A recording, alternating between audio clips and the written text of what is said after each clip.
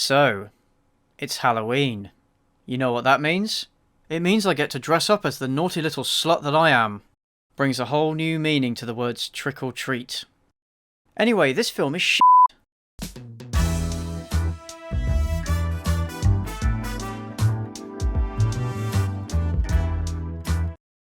For this Halloween special, I thought I'd take a look at a truly awful horror movie, the lowest of low-hanging fruit. And I think I've found a good one for you. You know how whenever something comes out and it's very successful, so imitators emerge to copy the basic formula and appearance to hopefully cash in on some of that success? F**k off.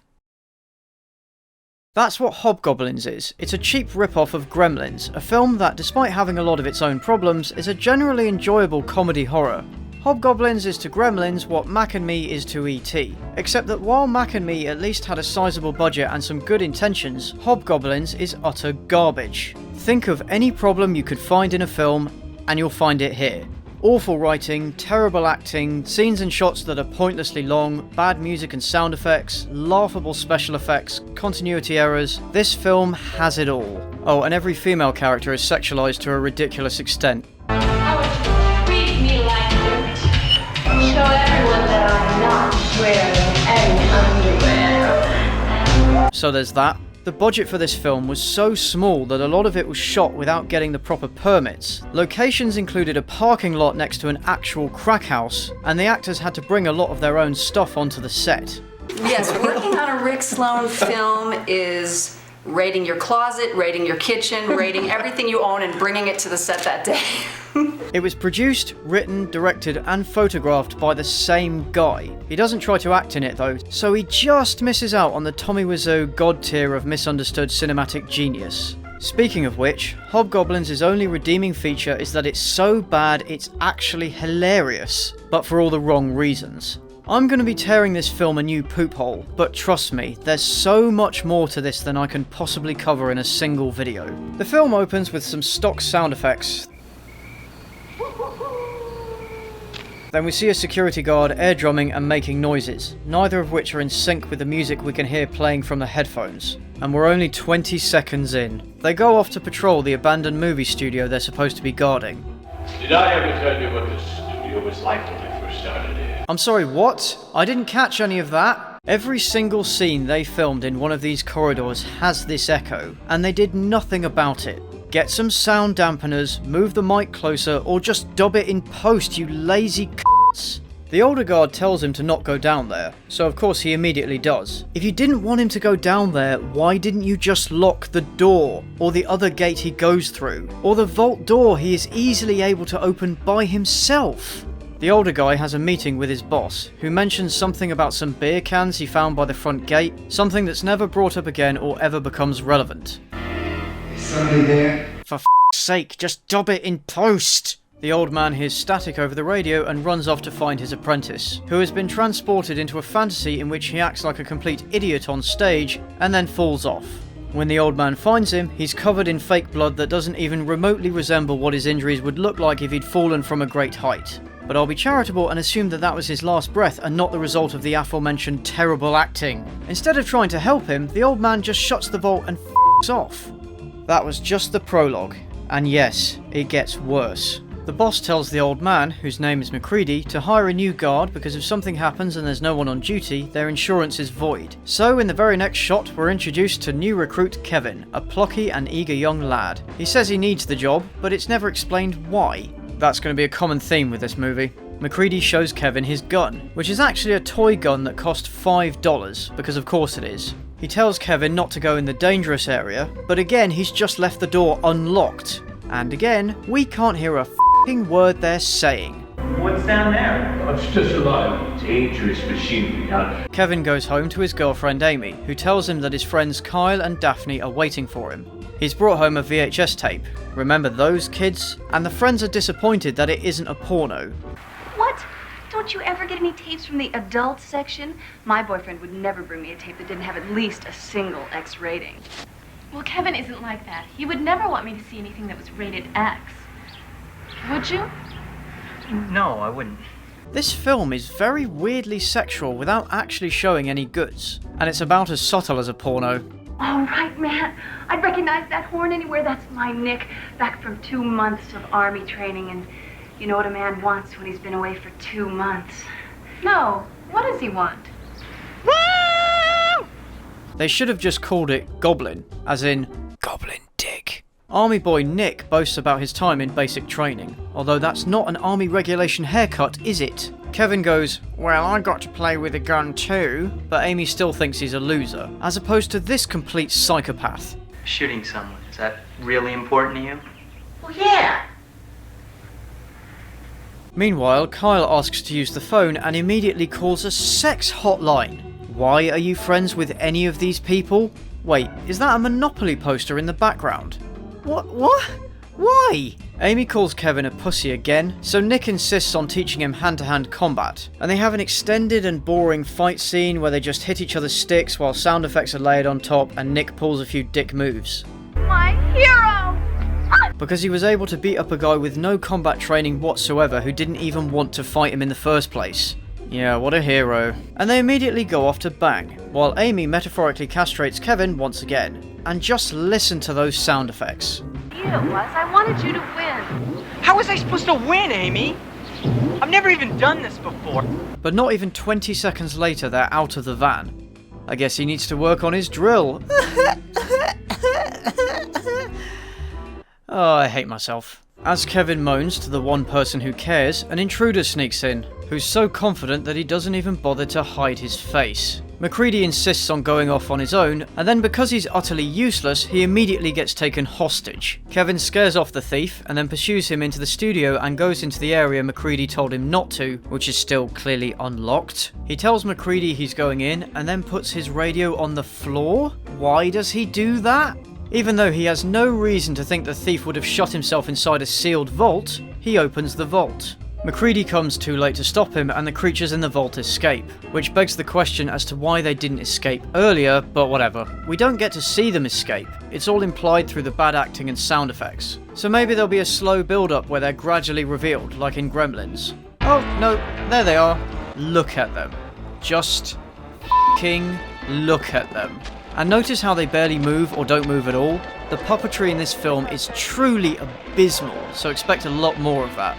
Due to budgetary limitations, I could only put hand manipulation in one of the mouths, so the rest of them were pretty much basically stuffed dolls. And despite being in full view of these idiots, they somehow vanish. Instead of immediately chasing after them, MacReady explains that the Hobgoblins, as he calls them, crashed, even though there's no crater, at the studio 30 years ago, and he let them live there. But they started killing everyone by driving them mad, and no one would believe his story, so he's been guarding them ever since to prevent them from escaping. So in 30 years he couldn't find a decent padlock, or just shoot them, with the gun that he has? Here's how it works. The Hobgoblins can fulfill people's wildest fantasies through illusions, but these illusions will eventually kill the people under their spell. If you kill the Hobgoblin that created the illusion ends. Oh, and they're attracted to bright lights. You see, it's totally not a rip-off of Gremlins because it did the opposite to Gremlins. Nah. MacReady insists that he's too old for this shit and leaves Kevin to deal with this mess. And apparently he has to destroy them all before dawn or they'll become unstoppable. For reasons. Back at the house, the friends are boogieing down. With moves like that in his arsenal, how is this man not slaying pussy 24/7? The Hobgoblins lure Daphne outside by mimicking the sound of her boyfriend's car horn. I was fully expecting, and honestly hoping for her to be killed off, but no, she survives her truly pathetic struggle, and the Hobgoblins follow her into the house.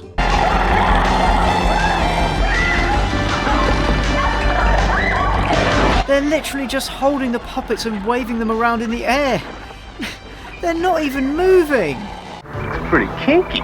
Soldier Boy comes back, and when they can't shut the Hobgoblins in the house, he runs to get a grenade, which of course no off-duty soldier would ever be found without. Before his house can be blown up, Kevin comes back and turns off the lights, and the Hobgoblins somehow run past them through the barely open door straight into Nick's car, even though there are no lights on in the car, so there's no reason for them to go inside it. And then they stand there having this awkward and unfunny dialogue while staring at nothing.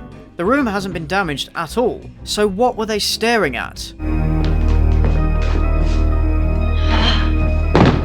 The Hobgoblins are still in the car, the one that you still haven't locked. The Pussy Destroyer decides that this is a great time to fulfill his oral fixation. I should mention that it's not even good phone sex, it's weird phone sex. I need a new house pet to impress my friends. Now hurry before the zookeeper comes. Help me hide this iguana on my body. I have a new house pet for you, miss. One of the hobgoblins gets in Kyle's head, making him leave the house past the others who have fallen asleep and meet the woman of his dreams. Do you kiss on the first date? I go all the way on the first date. My kind of woman. Oh, sake. He follows his fantasy woman to a place called Reputation Road. Maybe it's where reputations go to die, I don't know. And the car clearly isn't moving. I'm pretty sure there's somebody just pushing down on the rear end of it so it's moving up and down. Daphne knows where Reputation Road is, of course. Kevin insists on going after them alone because, in case you hadn't noticed by now, this movie could not continue unless the characters acted like complete morons. Before leaving, he warns them not to fantasize about anything. So naturally, they immediately do the opposite. I can think of a fantasy right now. It's involving the number 3. Amy starts fantasizing about a place called Club Scum, which seems wildly out of character given everything we've seen of her so far, but okay. Meanwhile, the Jezebel makes Kyle park right next to the edge of the cliff so they can go all the way.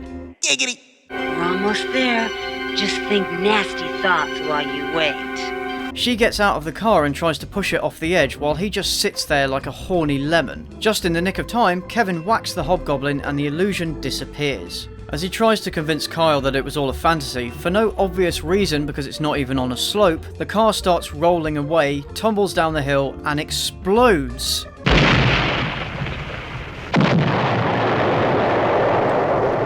And there goes half the budget. Kevin discovers that Nick's car has been opened because nobody could be bothered to put a key in the lock and f***ing turn it, gets attacked by a single hobgoblin, and the fight that ensues is truly epic. Hit the creature! I'm trying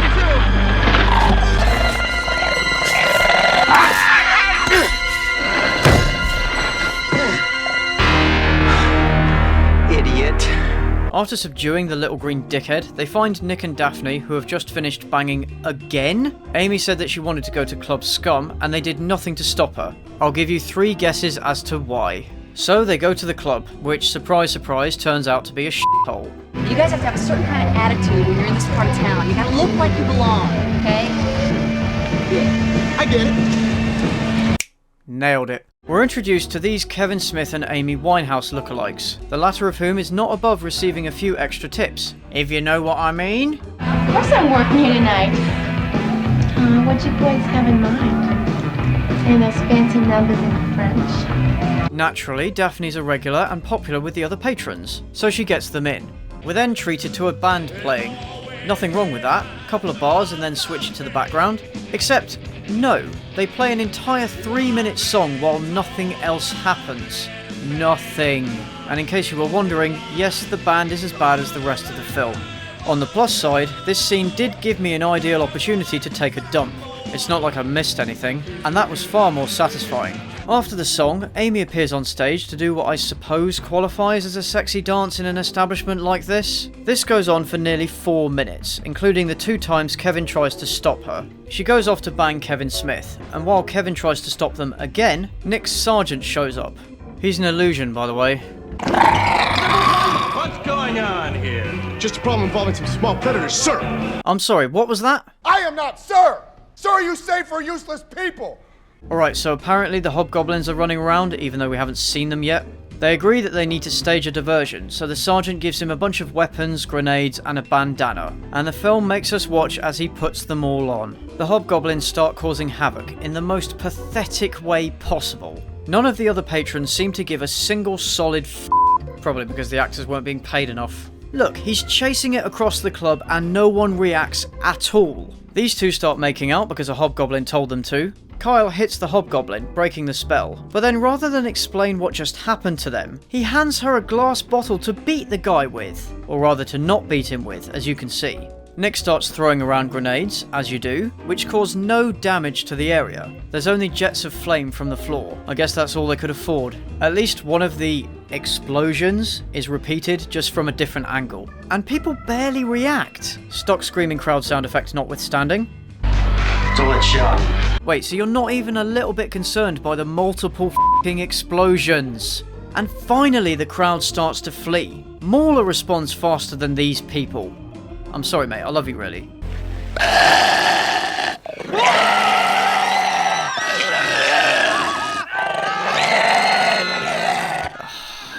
This film is awful. The sergeant tries to persuade Daphne to, entertain the troops, as it were. And then he makes Nick jump on a grenade.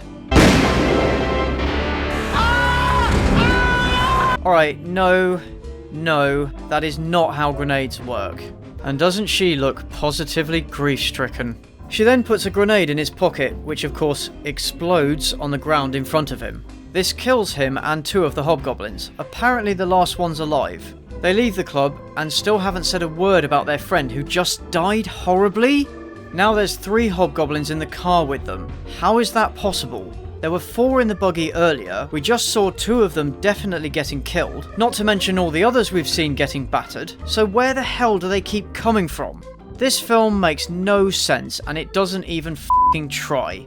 MacReady, who disappeared until this point, has another argument with his boss that should have happened about half an hour ago in the film. Why they left it this late is anyone's guess, and I don't really care anymore. Anyway, he gets fired, which will become important at the end. The gang arrives at the studio. The thief from earlier shows up with some nunchucks. There's another fight scene while the friends stand there doing nothing. Kevin gets the upper hand, so the thief pulls out a gun, MacReady shoots the the Hobgoblin, so the thief disappears. The other Hobgoblins run back to the vault, once again off camera.